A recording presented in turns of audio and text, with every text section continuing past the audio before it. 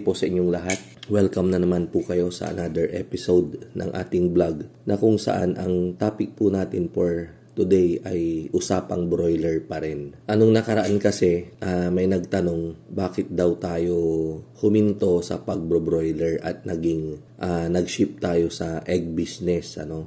Yaman rin lang na napag-usapan natin yung tungkol sa broiler ay magdi-discuss ulit tayo ng mga panibagong topic tungkol sa pag-aalaga ng broiler. Umpisan natin siguro kung ano nga ba yung tinatawag na tunnel ventilation.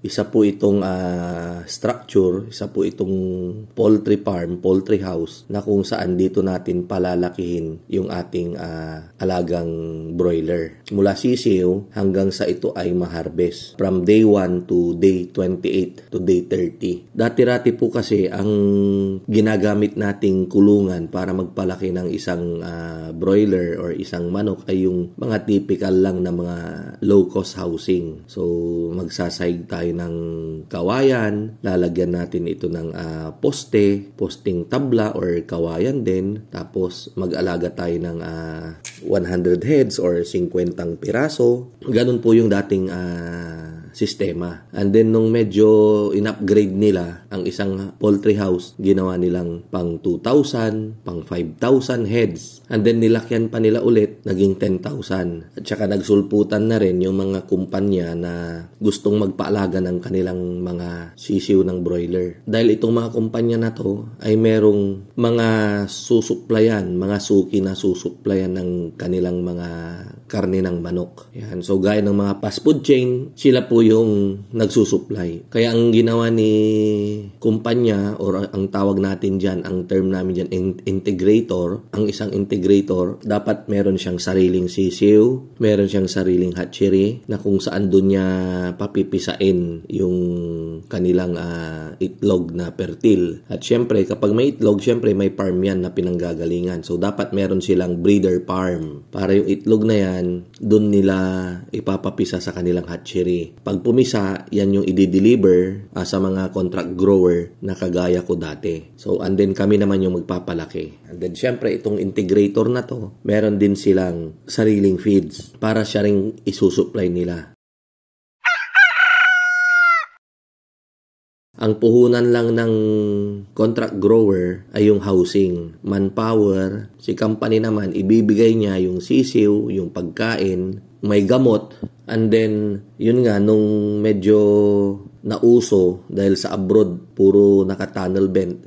Ang USA, Japan, ganyan. Malaysia, Indonesia, yan. Ay unti-unti na rin nilang sinip dito sa atin yung poultry house sa tunnel ventilation. And then, ito namang tunnel ventilation, bakit nga ba nauso? Ganito po kasi yun. Sinasabi po kasi nila na number 1 po, para mas mabilis lumaki yung ating broiler ay kailangang malamig po ito, komportable sila. Dahil itong mga alaga nating broiler ay masyadong yung feeds po ay sobrang init. Kaya once na kinain niya ng broiler tapos sobrang init ng paligid, panahon, asahan nyo po, very prone po sila sa heat stroke. Lalong-lalo na po yung alas 2 hanggang alas 4, naku po, pag nag-ikot ka dyan, sako-sako po yung ibababa natin na manok na heat stroke. Segundo lang talagang namamatay po sila sa sobrang init. At alam naman po natin na yung ating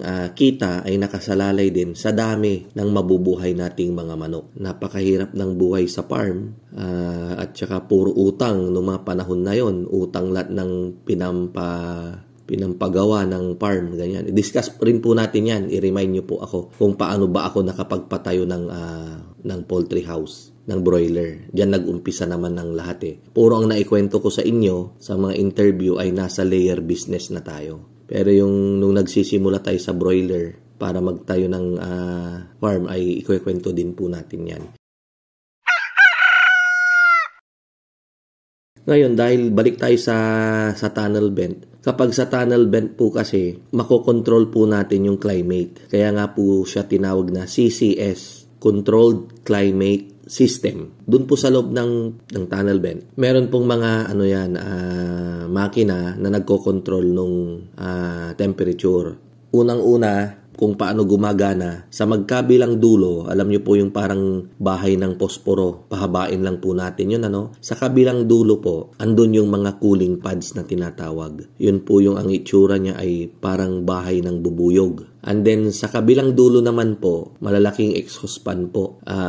Kung hindi ako nagkakamali, mga 14 hanggang 16. Ang gamit po ng exhaust fan ay para higupin po. Hinihigop po niya yung hangin sa loob. Ang init po sa loob. Para ma-maintain yung temperature, hinihigop po niya yung bad air or yung warm air, nilalabas po niya. And then pagkahigop po niya, doon naman po dadaan yung hangin. And so may system po doon, may tubig, ginagamitan nila ng tubig para pagdaan. Pagpasok niya sa loob, malamig po yung hangin. Yung mainit naman ay palaging nilalabas. Yung mga control natin, ina-adjustan po yan, yung parang control din ng aircon natin. Kung magkano yung gusto nating temperature sa loob. Dahil iba-iba rin po yung temperature. Kapag sisiw, hindi pa gaanong malamig yung kailangan nila. Gusto nila yung medyo mainit-init. And then, ang cooling pads pong isisindi dyan, siguro mga 4 lang muna or 2. And then, habang lumilipas yung araw, nagdadagdag ng sinisindi. Hanggang sa kapag malaki na sila, tapos na yung brooding period, ay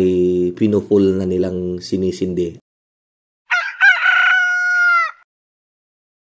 Ang isang tunnel vent na ang lapad ay 16 meters by 154 meters ay kakarga po ito ng 36,000 heads na broiler from day old to harvest. Ang space po nila ay nasa 0.5 to 0.6 per square foot. So, ibig sabihin, sa isang square foot ay 2 manok na po yung andon. Yun na po yung pinaka-space ng 2 manok. So, makikita ninyo, ang gagawin na lang ng broiler, kakain, tatayo para uminom. Pag nabusog siya, uupo na lang. And then, pag ginutom, tatayo na naman, kakain. So, ganun lang po yung ginagawa nila. Mga 28 to 30 days po nilang aalagaan yung ating manok sa isang tunnel ventilation. Na wala pong mataas na mortality. At hindi po tayo natatakot, lalong-lalo na kapag panahon ng summer, sa bagsik ng init ng panahon sa summer. Kaya lang, ito po yung problema. Baka tanungin ninyo, sabihin ninyo, Mang Mags, paano kung mag-brown out? Tama po kayo. Magandang tanong yan. Alam niyo po ba na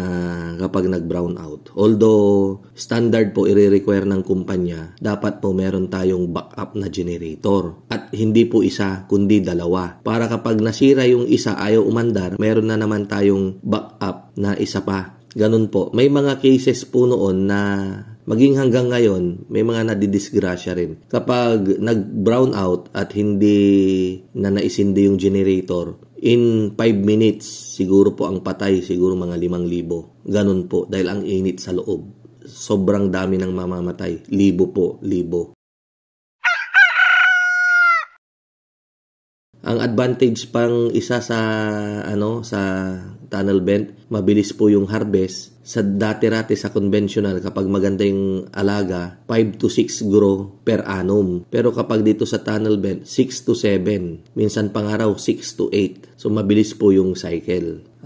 Umaabot yung kanilang kita sa 22 to 25 pesos per bird. Pero syempre, ibabawas po dyan yung operating expenses. So kahit papano, sabihin na natin merong 10 to 12 pesos na net income ang isang may-ari ng farm. Sa susunod nating video, tatalakay naman natin kung magkano naman yung puhunan at kung mababawi ba. Ayan. So, sana napaliwanagan ko kayo tungkol dun sa katanungan na kung ano nga ba yung tunnel ventilation system na tinatawag. Ayan. So, thank you po. Ito po ang inyong kaibigan, ang inyong kamanukan. Walang iba kundi si Mang Mags. God bless po and mabuhay.